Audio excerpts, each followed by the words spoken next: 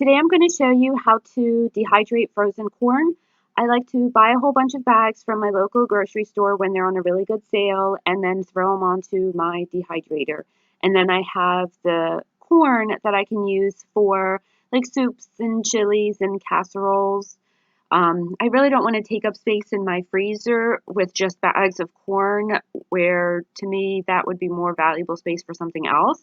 So I prefer to store it in my pantry. The advantage of using frozen corn as opposed to fresh corn is that fresh corn you have to blanch first before you use it, like before you freeze it or dehydrate it. So by buying frozen corn, the manufacturer has already done that. So it's one less step I have to do. When I dehydrate frozen corn, I don't bother like defrosting it or thawing it out. That's just my personal preference. I just buy it at the grocery store, bring it right home, and just throw them right onto my trays. I like using the mesh trays. That way, the air circulates really nicely around it.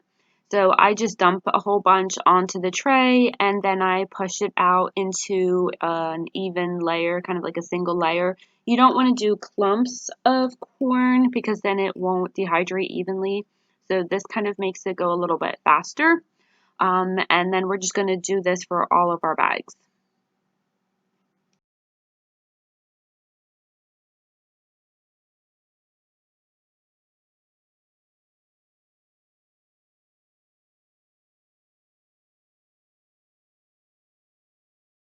Putting the trays into my Excalibur dehydrator is very simple. They literally just all slide right into the side. This is a 9-shelf one, so I have 9 shelves, all of the corn.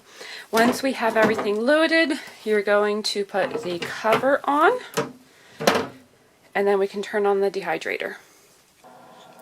For drying corn, you want your temperature to be set at 130 degrees, and we're going to dry the corn for 10 to 12 hours.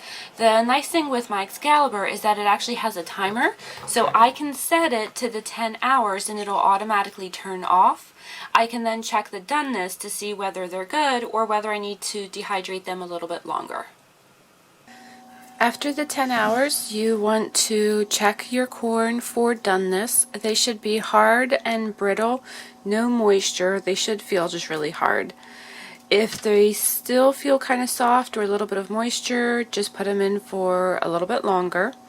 Once they're done and ready to be stored, we're actually going to let them cool down for about a half hour because the hot air is going to trap moisture if you put it into your container right away. So give it about a half hour to cool down. Once the corn has cooled down for the half hour, we're ready to start putting it into our container. So you can just literally kind of scoop them in.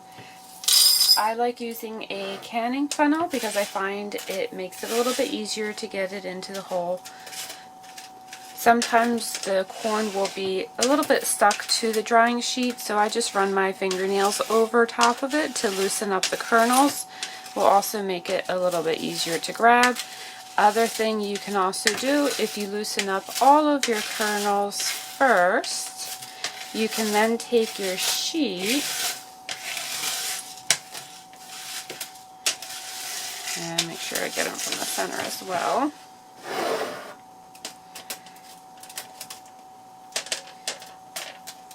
You can pick up your sheet and then just pour it in like so. So you're going to do that for all of your corn until you fill up your containers. Once you've filled up your jar of corn, for long-term storage you can put in an oxygen absorber, which will help give it freshness for a longer time. Put your lid on. Don't forget to put a label on as to what's inside, as well as the date that you dehydrated it. And there you go.